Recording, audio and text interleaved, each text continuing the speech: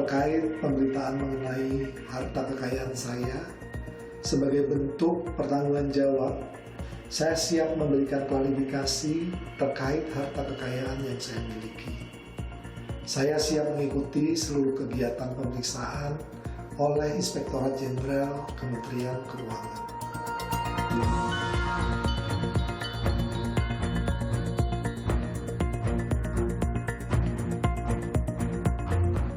Mulai hari ini, Saudara RAT, saya minta untuk dicopot dari tugas dan jabatannya.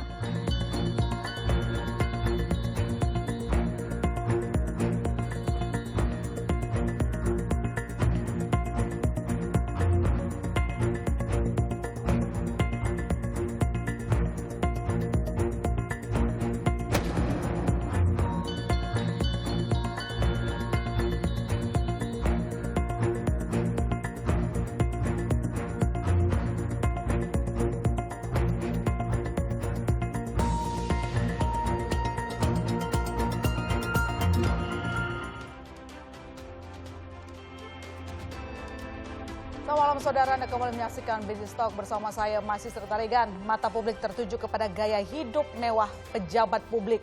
Kasus penganiayaan dan pamer harta anak pejabat pajak Rafael membuat publik bertanya-tanya, kenapa pejabat bisa hidup mewah? Uangnya dari mana? Nah, untuk membahasnya malam ini kita telah bersama narasumber saya di studio. Ada Pak Yudi Purnomo, mantan penyidik KPK. Selamat malam Pak Yudi. Selamat malam Mbak. Terima kasih telah bergabung di Business Talk. Dan di sebelah sana sudah bergabung juga Pak Priyanto Budi Saptono, pengamat pajak, Direktur Eksekutif Pratama Kristen Tax Research Institute. Selamat malam Pak Priyanto. Selamat malam. Terima kasih telah bergabung. Dan telah bergabung bersama kita melalui Zoom mantan Ketua PPATK Bapak Yunus Hussein. Selamat malam Pak Yunus. Selamat malam. Terima kasih telah bergabung. Pak Yunus, saya langsung ke Pak Yunus dulu. Untuk kasus Rafael, ini PPATK dulu ya, Anda sebagai mantan di sana sudah melaporkan adanya kejanggalan nilai harta dari Rafael. Nah, saat itu bagaimana koordinasi dengan KPK? Hasilnya apa saja? Jadi begini, PPATK itu kalau kita umpamakan permainan bola, dia seperti gelandang, seperti midfielder yang memberikan umpan kepada striker, para penyidik di sini. Itu KPK. Ya. Jadi umpan sudah diberikan kurang lebih tahun 2012 yang lalu ya, kurang lebih ya. Dan mungkin kita perlu tahu apa sih LHA itu. LHA itu ada 4 komponennya. Pertama, kasus posisi. Kedua, profil dari si pejabat itu atau nasabah. Yang ketiga, hasil analisisnya. Yang keempat, kesimpulan. Apakah ada indikasi pidana apa enggak. Itu isinya LHA. Karena banyak orang bicara LHA dia nggak tahu isinya apa. Bahkan ada yang menyebut LHA itu isinya transaksi saja. Keliru.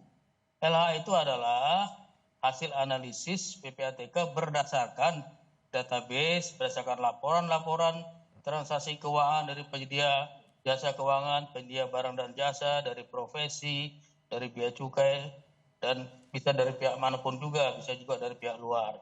Jadi dia sudah diolah. Termasuk LHKPN kita pakai juga waktu membuat LHA itu. Yeah. Dia udah hampir matang sebenarnya, boleh bilang setengah matang, boleh dibilang seperti penyelidikan pendahuluan. Nah, dulu saya anggap di KPK ada sedikit mispersepsi, dianggap LHA itu sama dengan Dumas. Sehingga yang mengolah itu bagian pengaduan masyarakat. Kalau menurut keliru, itu dianggap barang mentah. Ini barang sudah setengah jadi. Tinggal dilanjutkan dengan penyelidikan oleh penyidik dalam hal ini KPK. Carilah bukti permulaan, ada nggak indikasi pidana. Kalau ada 2 alat bukti, silakan naikkan menjadi penyidikan. Kalau tidak ada alat bukti, hentikanlah kasus itu, simpan saja. Nah, ini berbeda dengan LHKPN. LHKPN itu barang yang dibuat oleh si pejabat, masih murni. Masih murni. Tugas KPK lah melakukan verifikasi.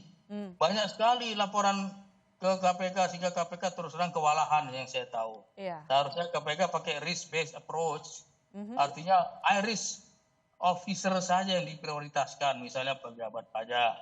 Yang kedua harus ada prioritas kalau pakai risk based.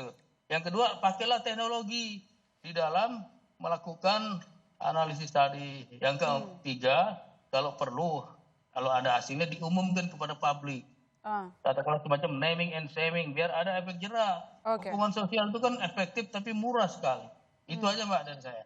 Oke, baik. Terima kasih Pak Yunus. Saya ke Pak Yudi. Kalau begitu, seperti tadi sudah jelaskan, pertanyaan saya tetap sama Pak. Ini kasus, ini kita tidak menuduh siapapun ya, tapi Kementerian Keuangan sendiri yang mengatakan bahwa untuk total nilai harta dari Rafael ini patut dipertanyakan. Dan KPK juga sudah mengatakan tidak sesuai profilnya, begitu. Nah, tadi disampaikan bahwa PPATK itu sudah memberikan laporan. Saat itu kan Anda berada di KPK. Nah, maksud saya di sini pertanyaannya, kenapa, apakah saat itu memang berhenti di situ setelah dilaporkan oleh PPATK, atau kemudian ada kendala penyidikan sehingga tidak selesai sampai sekarang? Atau mungkin Anda bisa konfirmasi? Ya, jadi gini Mbak, LH dari PPATK itu ada yang LH memang dari transaksi mencurigakan yang belum ada sprindiknya, ya. Ya, tapi ada juga yang udah ada sprindik.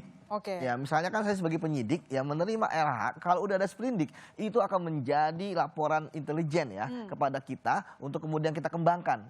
Sudah enak kalau di penyidikan. Oke. Ya, tapi kalau LH tadi sudah sampaikan oleh Pak Yunus yang masih baru gitu ya, ada laporan misalnya dari perbankan, kemudian dianalisis oleh teman-teman, ya kan masuk ya ke KPK, itu kan direview ya oleh bagian dari KPK yang bukan penyidik gitu kan. Ya nantinya mereka akan, dan kalau mereka akan mereview ya mulai open source intelijen gitu kan, mulai dari mungkin ke lapangan dan sebagainya. Dan kalau saya lihat kan dari juru bicara kan menyampaikan bahwa itu hasilnya itu kan diserahkan kepada Inspektorat Jenderal. Karena apa? Karena memang Mbak harus kita cari ya, kalau dalam tindak pidana korupsi kan kasusnya gitu kan. Karena sampai saat ini akibat belum disahkannya undang-undang perampasan aset, kita harus masih pakai penegakan hukum konvensional. Perampasan aset ya harus ada penyelidikan ada peristiwa pidananya, kemudian penyidikan ya ketika dua alat bukti dan sudah ada tersangka sampai nanti penuntutan dan juga selanjutnya. Jadi seperti itu. Nah,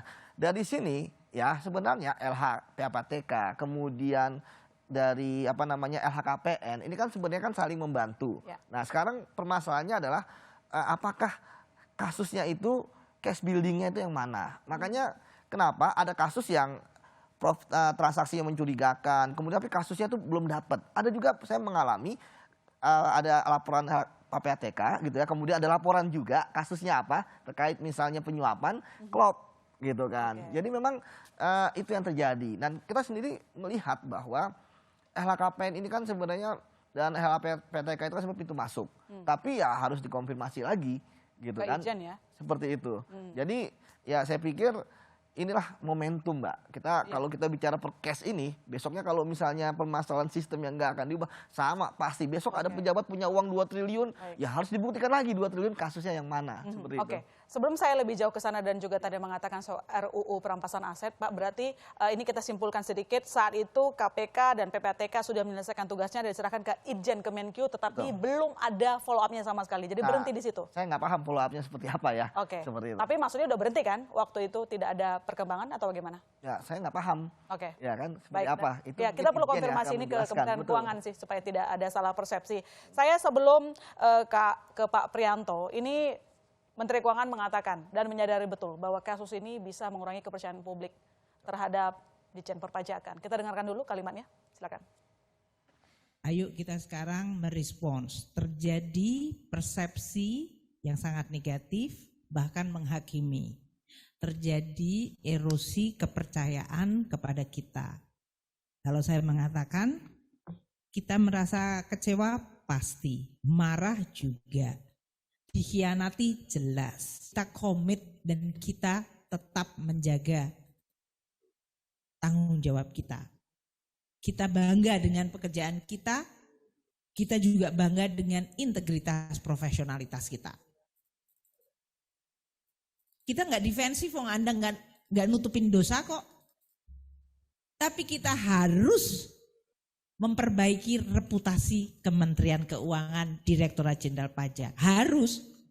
Karena bagaimanapun juga sudah terpercik itu tadi dengan nila. Oke, saya ke Pak Prianto. Dengan adanya kasus pamer hidup mewah dari keluarga pejabat pajak, Apakah ini memang sangat akan memengaruhi kepercayaan publik terhadap mereka-mereka para pegawai Ditjen Pajak? Padahal sebenarnya bermasalah mungkin nggak semuanya gitu. Masih ada yang kerjanya jujur. Masalahnya sekarang ada yang sekelilingnya curang kok gede banget. Misalnya katakan, saya ngomongin soal misalnya kasus yang dulu ya, kayak Gayus dan kawan-kawan. Silakan. Baik, karena nila setitik rusak susu sebelanga. Itu yang menarik. Sebenarnya satu ini tidak mencerminkan semuanya. Ya. Kemudian terkait dengan kepercayaan publik, saya sih melihat, saya optimis ya. Misalkan pegawai sudah dipotong PPh 21 ketika dia punya penghasilan. Dan dia lapor ya tinggal lapor aja. Nggak perlu kurang bayar. Secara umum begitu, kecuali dia punya usaha lain. Perusahaan juga sudah lapor bulanan. Angsuran PPh 25. Kekurangannya nanti di April, itu untuk 2022. Jadi saya sih melihat betul kepercayaan bergoyang. Tapi kemudian kalau target, saya punya keyakinan, betul goyang, tapi saya punya keyakinan Menteri Keuangan, Kementerian Keuangan, Ditjen Pajak masih mampu untuk bisa tetap mencapai target. Buktinya apa?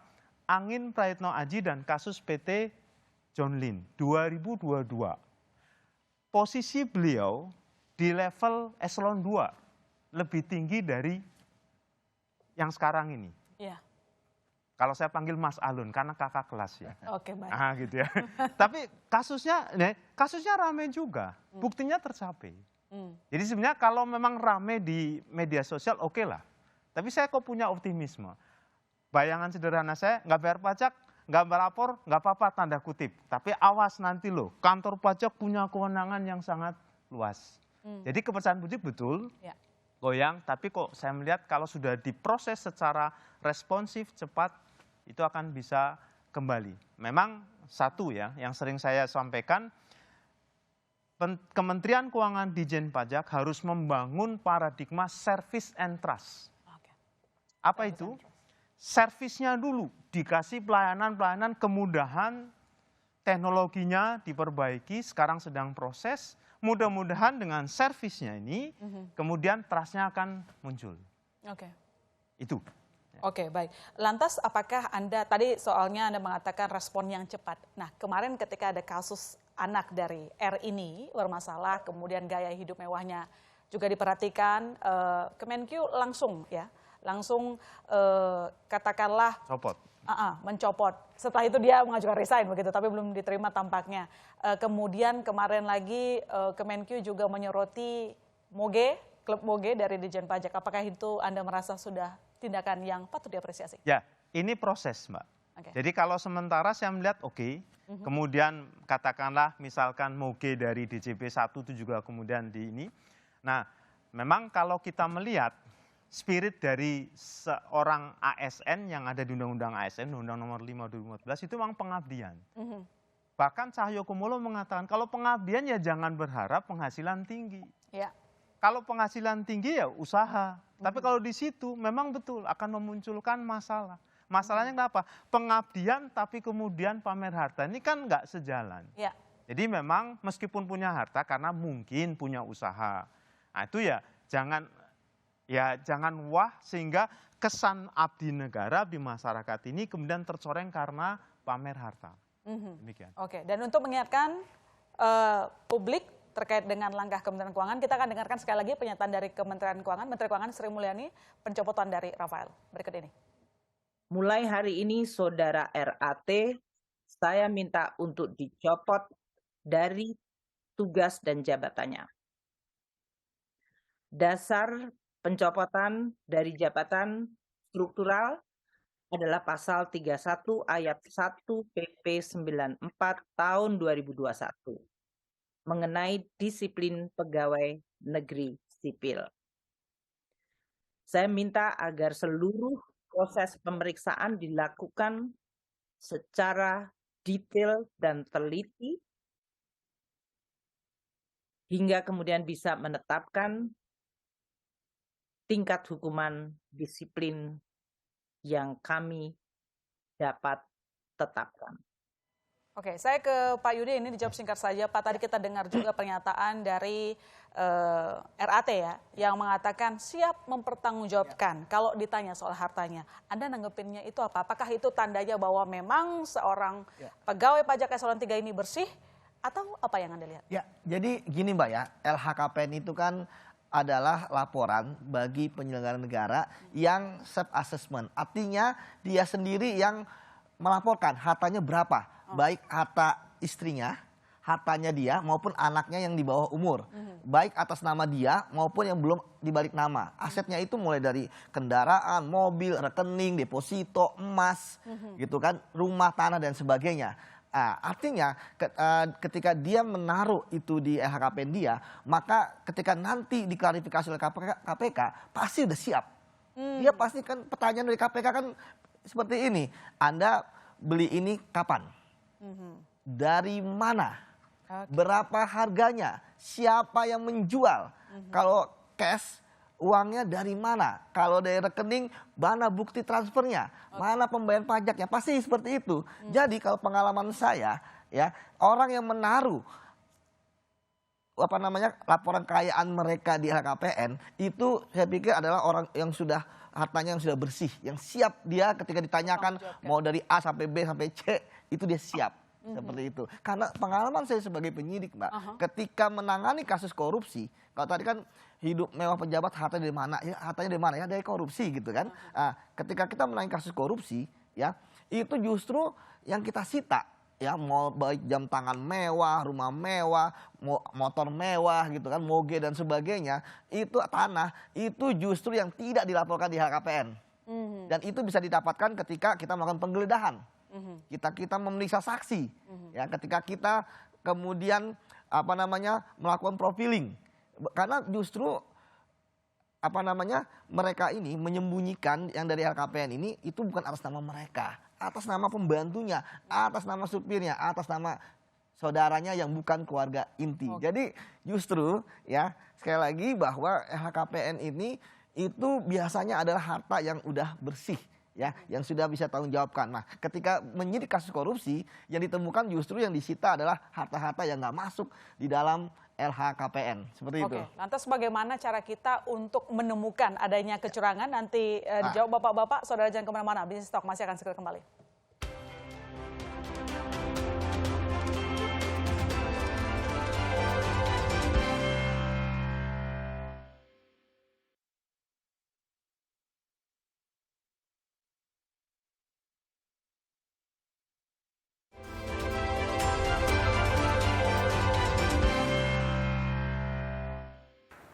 Mirsa, pemantiknya kecil tapi apinya kemana-mana nih. Kalau kata peribahasa sih gara-gara nilas titik rusak susu sebelanga. Yang saya maksud itu kisah cintanya Mario Dandi nih. Nih, sampai kemarin berakhir kepada penganiayaan, gaya hidup sampai kekayaan pejabat pajak itu disorot. Nah, anyway, semua pegawai Kementerian Keuangan di semua direktorat tanpa terkecuali sekarang harus lapor harta kekayaannya loh. Nih bro, liburan gua kemarin. Jepang nih ya? Jepang dong. Jauh keliling banget. dunia lah kita. Ini jalan-jalan kayak gini, duitnya dari mana? Ini apa nih? SPT lah. SPT? Iya. Emang udah boleh lapor sekarang? Ya udah boleh. Nggak takut? Belum. Udah ngambil, nggak takut laporan? Enggak lah. Jujur.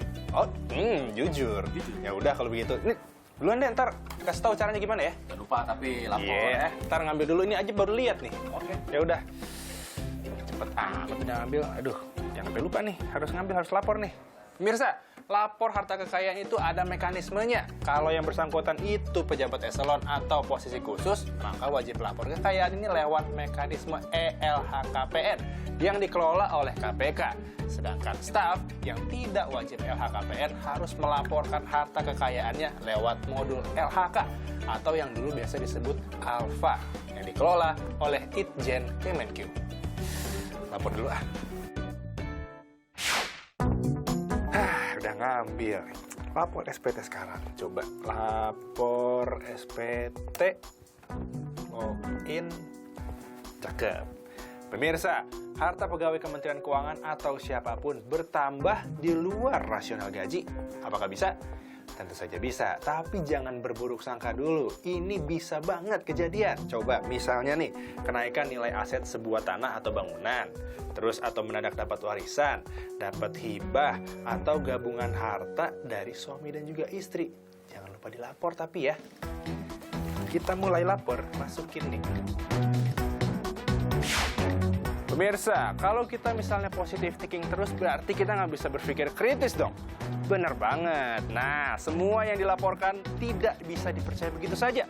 Bisa jadi harta pegawai juga naik drastis di luar dari kewajaran atau tidak sesuai dengan profil. Dari sini nih dilakukan proses investigasi, klarifikasi, sampai eksaminasi atau cek langsung ke lapangan. Semua ini bisa dilakukan termasuk lewat perintah pemimpin seperti Menteri Keuangan. Terus bagaimana nih tingkat kepatuhan pelaporan harta kekayaan pegawai Kementerian Keuangan? Kalau kami cek dari sumber utama kami dari 2018 sampai 2021, itu 100% pegawai sudah melaporkan harta kekayaan mereka. Lalu bagaimana di tahun 2022 ini? Ya sampai Februari kemarin kalau misalnya dilihat-lihat 24.100-an lah yang udah ngelapor. Kalau dihitung-hitung 75%. Terus kalau kayak gini bisa dibilang patuh nggak? Eits, bukan begitu saudara. Batas akhirnya sampai 31 Maret. Nah, jadi apakah anak pejabat ini bisa bebas bertingkah? Ternyata tidak guys. Dampaknya ini langsung ke institusi pajak yang sekarang mendapatkan krisis kepercayaan oleh masyarakat. Kalau saya sih berharap pajak dari gaji saya nih bisa jadi bendungan, jalanan nggak bolong lagi, ya bukan malah memperkaya pejabatnya. Agin Fridianto, Yulianto, Bisnis Talk. Ya, kita lanjutkan diskusi kita tadi. Kalau dari Pak Yudi mengatakan orang yang sudah melaporkan hartanya di LHKPN sebenarnya tahu benar bagaimana menjawab nanti. Istilahnya dia udah rinci nih apa nanti mau ditanya, yo saya bisa jawab. Jadi agak susah untuk menemukan harta-harta tersembunyi lah, saya katakan begitu ya. Saya ke Prof Yunus. Pak, gini, Ya, gimana tadi kan disampaikan oleh Pak Yudi, LHKPN itu kan sebenarnya mereka juga udah tahu lah apa yang nanti ditanya, seperti Rafael ini udah siap kalau Tadi di dipanggil. luar itu. Nah, pertanyaan saya gini, bagaimana PPATK bisa mengejar harta-harta yang tidak tercatat di LHKPN? Bagaimana caranya, Pak? Jadi begini, saya mungkin kurang sependapat sama Profesor Yudi itu teman saya. Karena apa? Prakteknya saya lihat ada 3 kemungkinan. Pertama yang jujur, lapor apa adanya. Aha. Itu benar. Tapi ini jarang sekali. Jarang. Yang kedua, yang lapornya dengan melakukan markup dengan harapan nanti bisa melegalisir kalau ada tambahan signifikan kekayaannya. Yang ketiga, markdown, tidak melapor sebagian. Ini yang banyak dilakukan oleh pejabat kita rasa-rasanya ya, seperti kasus yang kita hadapi ini. Lalu bagaimana cara PPATK untuk menelusuri yang di luar itu? Pertama ya itu tugas KPK ya, sesuai dengan undang-undang dalam rangka pencegahan, dia verifikasi, dia minta informasi sana sini, termasuk bisa dari PPATK, bisa dari instansi lain ya. Kalau PPATK kerjanya dia bisa bottom up, bisa top down. Kalau sistem berjalan dari bawah, ada laporan transaksi, ada 6 macam transaksi yang diterima ya. Transaksi mencurigakan, tunai, lintas batas negara, incoming, outgoing, transfer luar negeri, dari profesi, dari penyedia barang dan jasa. Dari 6 laporan itu plus database PPATK, plus data yang kita bisa minta dari luar negeri, kita bisa menelusuri kalau ada aset-aset atau transaksi terkait dengan pejabat yang dilaporkan ya, atau ya, terkait dengan KPN. Itu bisa sistemnya otomatis dari bawah ke atas. Bisa juga top down, diminta. Misalnya KPK dalam rangka verifikasi meminta ke PPATK, bisa dikasih dari database, kalau enggak kita carikan. Karena kalau belum penyidikan, KPK nggak bisa langsung minta ke bank. Iya. Kalau PPATK bisa langsung, tidak ada rahasia bank lagi. Bisa juga minta ke mitra kami di luar negeri, bisa juga ke industri keuangan lainnya, penyedia barang dan jasa seperti toko emas, real estate agent, car dealer, kami bisa punya akses untuk minta informasi ke sana. Gitulah cara kami mencari. Kalau udah ada hasilnya ya diberikanlah kepada instansi peminta, penyidik atau instansi lain. Itu Pak kurang lebih jawabannya caranya mencari. Oke, baik. Terima kasih Pak Yunus, dan saya mau ke Pak Priyanto. Pak Priyanto, kalau kita lihat ini banyak netizen yang, bukan netizen, masyarakat ya, sebagai wajib pajak sudah mulai agak menyuarakan pendapatnya, mempertanyakan uang saya dikemanakan, saya udah kerja capek-capek bayar pajak. Ini orang pegawai pajak punya harta dilaporin pun enggak pajaknya, begitu ya. Apa yang harus respon tercepat yang harus diambil oleh Kemenkyu agar kepercayaan publik dapat segera pulih? Baik, ketika orang nggak mau bayar pajak, itu sebenarnya karakter dari pajak tanda kutip yang maksa seperti perampokan. Tapi nggak boleh berhenti di situ. Makanya dulu sebelum, kalau kita belajar pajak, itu taxation is robbery. Ada juga taxation is legalized robbery. Sampai akhirnya taxation without representation is robbery. Itu ada di pasal 23A Undang-Undang Dasar 1945. Tanpa kasus ini pun sudah banyak masyarakat nggak percaya pajak, nggak percaya ini. Karena apa? Ya karena maksa. Sekarang siapapun orangnya nggak mau dipaksa. Nah, ini menambah tanda kutip rasa ketidakpercayaan. Kalau ditanya bagaimana caranya, memang pilihannya itu kalau di dalam administrasi perpajakan ada dua. Mau paradigma cop and robber. Cop berarti si petugas pajaknya kayak polisi, wajib pajaknya kayak ngerampok. Lu nggak bayar pajak lu. Nah, itu. Nah, ini ditinggalkan. Kenapa? Karena nanti akan ada enforced compliance. Kepatuhannya dipaksa. Nah, makanya saya kembali lagi, yang digadang-gadang oleh Kementerian Keuangan dan di dalam literatur penelitian itu adalah service and trust. Pelayanannya diperbaiki, terus ditingkatkan sehingga merasa mudah. Kemudian dari sisi orangnya, dalam komunikasinya enak, dengan demikian akan muncul trust. Sehingga pada akhirnya wajib pajak punya voluntary compliance. Pilihannya dua itu aja. Pilihannya dua itu aja. Nah, sekarang kalau udah ngomong trust ini ya memang pasangannya adalah service. Caranya itu. Dan gimana? Tetap pengawasan ada. Dua-duanya tetap dipakai. Kalau yang ngemplang sudah ada cop and robber.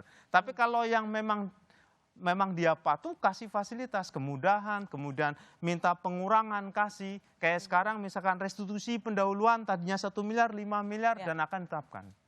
Jadi saya melihat di situ, service and trust menjadi suatu keharusan bagi teman-teman di DJP supaya nantinya bisa pulih. Memang betul butuh waktu. Ya. Selama servisnya memuaskan juga, bersahabat begitu ya Pak. Kalau saya simpulkan, saya ke Pak Yudi. Sebelum lebih jauh lagi nih, masyarakat juga ingin tahu sebenarnya apa yang dilakukan KPK ketika pejabat sudah rampung melaporkan LHKPN-nya. Apakah ada proses verifikasinya lagi atau bagaimana? Ini yang menarik ya, bahwa pertama tentu harus disampaikan kepada publik bahwa LHKPN itu kan bagian dari pencegahan korupsi. Makanya dia salah satu direktorat di bawah Deputi Pencegahan. Ya, itu yang pertama. Tetapi dia juga punya dalam tanda kutip investigasi gitu. Makanya kenapa namanya adalah Direktorat Pendaftaran dan Pemeriksaan LHKPN. Ya, jadi LHKPN yang sudah ada, yang sudah didaftarkan ini, ada yang menarik adalah bahwa ada surat kuasa ya dari para wajib lapor ini untuk bahwa KPK bisa membuka, menelusuri rekening yang dimiliki oleh PN berikut dengan keluarganya. Yang dari tadi kemudian ketika dilaporkan kan tentu ada semacam tabulasi coding ya, bahwa ini red flag. Nah, ketika ada red flag, nah itu yang diperdalam.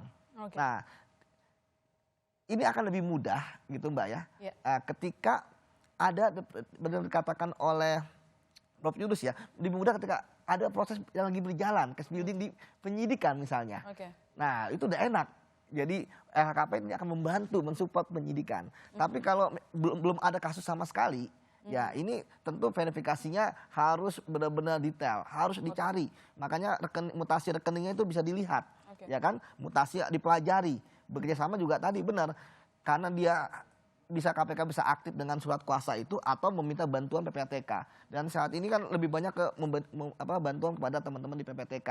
Namun ya data yang diberikan kan data intelijen, ya bisa digunakan di persidangan. Tetapi dari data PPATK, dan saya sudah berpuluh-puluh kali lah mendapatkan LH, itu kita sebagai penyidik begitu mendapatkan laporan ada transaksi ada hasilnya dan sebagainya, kita langsung minta periksa pihak bank terkait ini dan sebagainya. Jadi memang sekali lagi ada hal yang sistem hukum yang perlu kita tambahkan mumpung lagi momentum ini. Yaitu tadi ada 3 yang saya usulkan. Pertama, LHKPN harus ada pidananya. Jadi orang yang melapor ya tapi tidak benar itu bisa dipidana. Sama orang yang tidak melapor apalagi. Karena sekarang ini sanksinya kan masih sanksi disiplin PNS. Ya, itu juga baru tahun 2001 PP 94. Sanksi disiplin ya. Iya, sanksi disiplin seperti itu. Kemudian yang kedua, pembuktian terbalik gitu kan. Kemudian yang ketiga, undang-undang perampasan aset yang presiden selalu membicarakan berkali-kali ya. Padahal waktu revisi undang-undang kita bicara cepat sekali kan.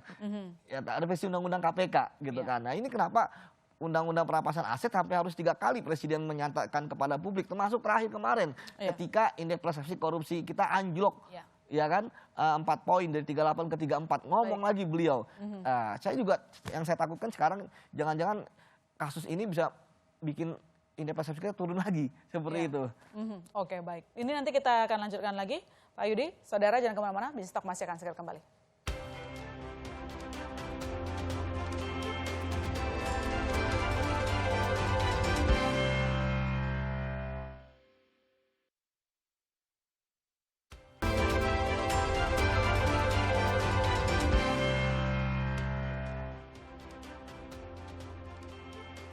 Anda kembali menyaksikan Business Talk dan di segmen ini telah bergabung bersama kita Mbak Titis Nurdiana, wartawan Sulkontan. Selamat malam Mbak Titis. Malam Bapak. Nanti saya minta Mbak Titis untuk menyimpulkan pandangan redaksional kita yang berada di tengah-tengah ya Mbak Titis ya begitu. Saya ke Pak, akan selalu di tengah-tengah dong gitu ya. Saya ke Pak Yunus. Pak Yunus, mengingat bahwa sebenarnya pejabat publik yang bermasalah punya kekayaan yang cukup signifikan ya, besar jumlahnya, ini kan memantik kemarahan publik. Terakhir yang R ya, yang katanya memang siap untuk mempertanggungjawabkan hartanya. Apakah dengan adanya kasus dari pejabat publik yang suka pamer harta ini bisa membuat PPATK untuk memeriksa menyeluruh harta para pejabat, Pak? Skemanya seperti apa kira-kira? Begini, jadi kita tadi saya sebut ada bottom up, otomatis sistem ada top down. Kalaupun tidak diminta, PPATK bisa melakukan permintaan, bisa memeriksa juga penyedia jasa keuangan dalam rangka mencari informasi, dalam rangka membuat hasil analisis ya, membuat analisis terkait dengan hasil-hasil tindak pidana itu. Jadi bisa sekali. Biasanya kalau ada yang menarik perhatian publik itu langsung didalami biasanya. Itu salah satu triggernya. Tadi saya sebutkan yang kita dalami kan biasa menyangkut pejabat publik, penyelenggara negara, jumlahnya besar, ataupun terkait dengan kasus yang ada. Jadi kalau rame-rame di publik itu pasti didalami, pasti dicari dan akan ditambah LH-nya kepada KPK nanti. Oke, momen yang tepat untuk bersih-bersih ya Pak, berarti ya? Ya ini timing untuk memperbaiki sistem yang ada dan LHA hendaknya lah dianggap sebagai suatu hasil katakanlah intelijen yang sudah ada separuh penyelidikan, di follow up dengan penyelidikan, jangan dianggap lupas lagi karena sudah pakai analis, pakai data yang begitu banyak. Kemudian coba dilihat apakah ada gratifikasi, suap atau yang lain-lain. Kemudian dilihat beliau ini kan berusaha ada di Jogja, ada Jakarta, ada Medan. Coba dilihat, kalau usahanya sumbernya dari warisan atau sumber yang sah tidak apa-apa. Tapi kalau usahanya bersumber dari sumber yang tidak sah, itu bisa jadi modus TPPU yang namanya commingling, mencampur uang halal dan haram dalam usaha. Nah ini yang banyak yang bisa dilihat lebih jauh lagi oleh KPK terutama yang harus memfollow up LHA dan harus memverifikasi LHKPN itu. Nah ini mungkin perlu kita dorong bersama sehingga ada hasilnya, ada perbaikan gitu. Ya, kita karena kekayaannya sama gajinya terlalu jomplang. Kekayaannya mirip melebihi kekayaan Dirjen Pajak dan Iya. mendekati kekayaan Menteri Keuangan malah. Oh. Cukup aneh begitu ya. Kita tunggu nanti komitmen dari mereka yang bisa menginvestigasi soal kekayaan para pejabat publik. Saya ke Pak Priyanto, kalau begitu Pak Priyanto. Kalau kita ngomongin soal pejabat publik korup, ini bukan kali pertama yang sudah terbukti itu, katakanlah kasus Gayus, kemudian Wawan Ridwan, begitu ya. Mereka kan juga bermasalah. Di mana sih celah mereka bisa bermain di bawah tanah? Maksudnya ini kan eselon 3 gitu yang bermasalah. Apa yang perlu kita perbaiki? Kalau kasusnya Gayus memang berbeda dengan kasus yang Ya. sekarang. Karena dari kasus Gayus itu kasusnya di keberatan dan banding. Intinya adalah ada hubungan mutualisme. Oke. Saya ingin utang pajaknya rendah karena orang pada nggak mau bayar pajak. Ya. Karena tadi karakteristik yang maksa, kemudian ada ungkapan taxation is legalized robbery, walaupun itu sudah ditiadakan tapi tetap muncul sifat memaksanya di Undang-Undang Dasar dan di pengertian pajak. Pada nggak mau. Nah, kalau dulu memang ada di keberatan dan banding. Kenapa? Nego. Intinya nego, hubungan mutualisme. Kalau bahasa Jawa, wani piro. Oke. Nah, mau tingkat berapa? Atau yang kedua, ono rego, ono rupo. Ada harga, ada barang. Ini mau yang mana? Kalau yang kayak gini, nah itu. Nah, itu kayak yang dulu. Nah, kalau yang sekarang di level pengadilan pajak sudah sulit. Oke. Kalau oknum selalu ada. Panitera juga sudah sulit. Walaupun oknum selalu ada, ya dimanapun itu ya. Kenapa?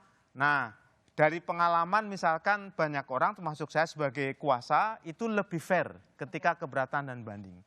Nah, sekarang ini masalahnya ada di level pemeriksaan. Oke. Nah, ada 3 kemungkinan yang terjadi. Wah, ini utang pajak besar. Masalahnya sepele, masalah beda penafsiran. Mbak Ilona, saya nulis angka 6, menurut Mbak Ilona itu 9. Barangnya sama, sudut pandang beda. Oke, kalau nggak mau saya akan tetapkan angka 9. Janganlah Pak. Kalau bisa, disitulah kalau bisa, misalkan dari 1 miliar turun 400, yang 600-nya kita bagi 2. Belum ada keputusan. Ya. Tapi di situ ada posisi yang memang tawar-menawar terjadi. Ini yang sulit terdeteksi karena mutualisme. Iya, sama-sama nakal ya Pak. Nah, kenapa nakal? Karena saya sudah kepalang tanggung kena utang pajak gede. Kalau membayar sampai proses pengadilan bisa 4 tahun, 6 tahun di pengadilan pajak belum mahkamah. Bahkan pernah saya ngitung 10 tahun bisa baru kelar. Ingkrah di pengadilan pajak naik lagi. Oke. Nah, di situ. Oke, sorry Pak, ini singkat saja dijawab bahwa banyak juga pelaku usaha yang mengakunya curhatnya ya kepada kami, itu kebanyakan mereka sebenarnya bukan nggak mau bayar pajak, kadang nggak ngerti, tiba-tiba ditagihnya gede. Itu gimana menurut Anda? Ya, nggak ngerti, karena kan istilah di dalam undang-undang, kalau sudah diundangkan semua wajib tahu. Kan di situ. Wajibnya sudah wajib tahu, sehingga kalau nggak ngerti ya salah dia. Itulah kenapa memang saya sering kali mengatakan, tolong lu benerin pajak lu. Kalau lu mau transaksi, lu pikirin pajak lu. Oke, harus punya tanggung jawab masing-masing gitu ya, belajar lah begitu supaya tiba-tiba nggak ada tagihan gede begitu ya. Saya ke Pak Yudi, tadi Anda bolak-balik mengatakan bahwa RUU perampasan aset harus segera disahkan. Apa sih nanti keuntungannya kepada publik ya, terutama kalau RUU perampasan aset itu disahkan DPR? Ya, tentu kita mengetahui bahwa korupsi itu kan bukan kejahatan sendiri. Ya. Korupsi itu kan terkait dengan uang dan kewenangan dan jabatan yang dimiliki oleh pejabat negara tersebut. Dan kemudian ketika dengan kewenangan tersebut mereka korup, mendapatkan uang yang sangat banyak. Dengan tadi profil yang tidak wajar, ya kan? Di luar misalnya dia gajinya hanya 20 juta sebulan, kemudian ternyata dalam sebulan dia dapat 2 miliar. Gitu kan, kita bisa melakukan perampasan tanpa perlu kita melakukan apa yang dinamakan proses peradilan, mulai dari diktut, itu yang pertama. Yang kedua, ini akan juga membuat semacam ini ya, stick and carrot gitu ya, bahwa wah sudah ada itu nih, jadi kita sudah tidak berani posting-posting lagi, sudah tidak berani untuk melakukan pamer-pamer lagi. Baik. Nah, seperti itu. Kemudian yang ketiga, penegak hukum akan lebih simpel. Jadi ketika dia tidak mampu membuktikan, langsung bisa dirampas oleh negara, seperti itu. Jadi itu itu jadi salah satu instrumen lah dalam upaya kita menegakkan pemberantasan korupsi. Walaupun benar dikatakan oleh beliau, ya oknum pasti ada aja. Pasti mereka akan berpikir demikian rupa. Tapi setidaknya kalau ada ini, gitu kan, ini akan membuat para koruptor bisa berpikir, kalau sekarang mungkin berpikir 2 kali, gitu kan, bisa berpikir 5 kali. Ya, meminimalisir celahnya gitu ya, bukan berarti menghilangkan mungkin agak PR begitu. Saya ke Mbak Titis. Mbak Titis, Presiden selalu mengatakan reformasi perpajakan. Tiba-tiba kita dikagetkan dengan kasus di mana pejabat ini nggak segan-segan loh pamer kemewahan begitu. Jadi nggak ada rasa malu lah kita katakan. Nah, Mbak Titis, kita sebagai media sudah seringkali juga mencatat, memberitakan bagaimana pejabat publik melakukan korupsi, termasuk Ditjen Pajak. Apa yang bisa kita simpulkan di sini? Karena jangan sampai juga Mbak, yang namanya pembangunan negara butuh pajak dari masyarakat, itu harus kita sampaikan. Jangan sampai gotong royong tiba-tiba boykot gitu kan. Ini yang masalah sekian, semua kena pegawainya. Silakan. Tadi kan sebetulnya oknum disebutkan, oknum itu selalu ada dimanapun, itu selalu ada. Dan kalau di sisi media sebetulnya ketidakwajaran tadi disampaikan narasumber kita bahwa ketidakwajaran itu menimbulkan tanda tanya. Sama juga ketika kita melihat ketidakwajaran yang dilakukan pejabat atau anak pejabat atau keluarga pejabat publik, maka patut dipertanyakan. Sebetulnya sudah ada LHA, ada LHKPN yang harusnya menjadi alat dasar, alat untuk masuk. Untuk masuk, untuk melihat apakah ketidakwajaran itu terjadi, ketimpangan itu terjadi dari penghasilan yang dihasilkan oleh pejabat publik. Itu kan menjadi pintu masuk. Tapi faktanya kita melihat apakah iya kita itu bisa mencokok atau membuktikan bahwa yang namanya laporan kekayaan ini menjadi alat bukti. Irjen di semua kementerian, di semua lembaga, apakah menjalankan fungsinya? Itu pertanyaan dari publik. Kemudian ketidakwajaran itu pun sebetulnya kalau kita melihat dari hasil investasi, di Kontan selalu kita ngomong, oke dari 5 tahun, setahun hasilnya apakah ada sih 100% yang dihasilkan dari investasi kita belum menemukan. Kemarin kita mencoba melihat dari saham, keuntungan dari saham yang secara konsisten 5 tahun menghasilkan return terbesar, tidak ada yang 100%. Coba bandingkan jika kekayaan pejabat publik yang kemudian naik 100% dibandingkan dengan investasi, apakah ada? Kemudian apalagi naik 500%. Itu kan luar biasa. Ada ketidakwajaran yang memang patut dipertanyakan. Jika kemudian kita mempertanyakan bahwa ini kebetulan terjadi di Ditjen Pajak yang memang tugasnya mengkoleksi atau mengcollection ya, memungut pajak. Ada rasa ketidakadilan yang tercederai sebetulnya. Oke, event itu dilakukan oleh oknum. Nah, disinilah peran media untuk mengatakan bahwa ini memang oknum, yes kita lakukan. Masalahnya reformasi tidak berjalan atau hanya jalan di tempat atau kita itu melakukan atau tidak. Karena ya itu tadi bahwa irjennya bekerja atau tidak. Menggunakan laporan LHA atau LHKPN yang seharusnya menjadi alat utama untuk masuk. Itu yang patut dipertanyakan. Kemudian kalau kita melihat, kita faktanya bahwa kita kan belanja 3.000 triliun lebih di tahun ini. Dan kemudian 1.718 triliun itu kan dari pajak. Jika kepercayaan itu tercederai, maka ini menjadi berat. Tadi dikatakan bahwa mungkin sangat tercapai ketika kasus Pak Angin. Ketika kasus Gayus, ketika itu terbukti terus kecuali ketika pandemi ya, ketika pandemi kan memang struggling memang harus mencari cara untuk ini. Nah, faktanya selalu terpenuhi dan sebetulnya sudah ada insentif yang diberikan kepada aparat pajak ketika collectionnya itu melebihi dari ininya. Nah, inilah yang menjadi pertanyaan-pertanyaan. Publik boleh tercederai, tapi tetap harus kewajiban dari warga negara untuk membayar pajak. Tapi tolong dong lakukan pembenahan yang serius bahwa reformasi tetap jalan dan LHA ataupun LHKPN menjadi alat utama untuk mengetahui ketimbangan antara penghasilan, antara insentif dengan kekayaan. Tidak ada loh ya yang investasi bisa menghasilkan setahun 100% apalagi 500. Ini yang harus kita lakukan, kita buktikan bahwa memang itulah yang memang harus diselidikin. Iya, kepercayaan publik bisa diraih dengan konsistensi reformasi perpajakan. Jujur begitu. Terima kasih Mbak Titis Nurdiana Wartawan Spontan atas ulasan dari redaksional, dan saya juga ucapkan terima kasih kepada Pak Yudi Purnomo dari mantan penyidik KPK. Terima kasih banyak. Semoga nanti RUU perampasan asetnya dapat segera dibahas di DPR. Saya juga ucapkan terima kasih kepada Pak Prianto, pengamat pajak, Direktur Eksekutif Pratama Kristen Tax Research Institute. Terima kasih Pak. Dan tentu saja telah bergabung melalui Zoom ada Pak Yunus Hussein, mantan Ketua PPATK. Selamat malam Pak, terima kasih telah bergabung bersama kami malam ini. Terima kasih. Terima kasih.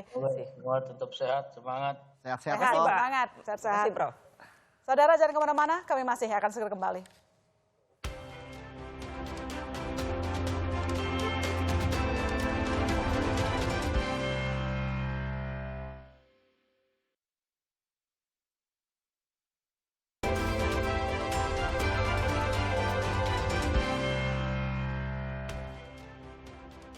Ya, sorotan tajam publik tertuju kepada pejabat publik yang kerap pamer harta jadi kesempatan bersih-bersih. Kita tunggu komitmen regulator untuk menyelesaikan masalah dan mengembalikan nama baik. Saya Maisis Tetaregan, sampai jumpa. Sampai ketemu Selasa depan di Business Talk.